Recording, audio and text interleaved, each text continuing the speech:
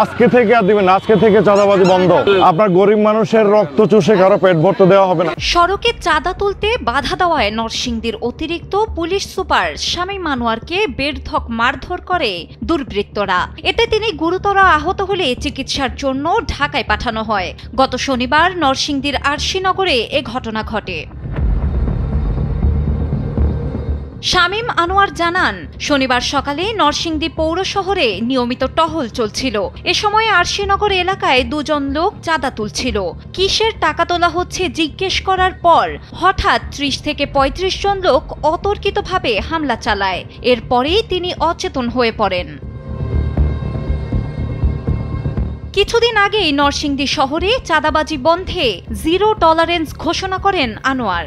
এরপর থেকে বিভিন্ন প্রতিকূলতার শিকার হতে হয় তাকে এবং ফেসবুকে স্ট্যাটাসও দেন তিনি। একই সঙ্গে তার ওপর যে কোনো সময় হামলার আশঙ্কার কথাও জানান। আর এরই মধ্যে এই ঘটনা ঘটে। পৌরসভার সিএনজি অটোরিকশা স্ট্যান্ডের ইজারাদার বলেন, আমি পৌরসভা থেকে ২৫ লাখ টাকায় স্ট্যান্ডের ইজারা নিয়েছি, কিন্তু অতিরিক্ত পুলিশ সুপার আনোয়ার হোসেন প্রায়ই ইজারার টাকা তুলতে বাধা দেয়। এর আগেও আমাদের দুজন লোককে ধরে নিয়ে জেলে পাঠিয়েছিল। আমাদের যদি কাজ করতে না দেয় তাহলে সরকারকে দেওয়া ২৫ লাখ টাকা আমাদেরকে ফিরিয়ে দেওয়া হোক।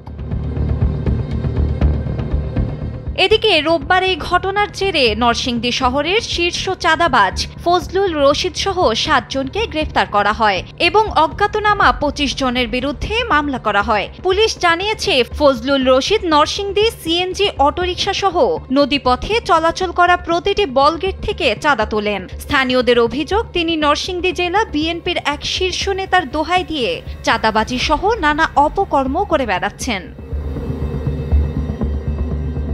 ডেস্ক রিপোর্ট, সময়ের আলো।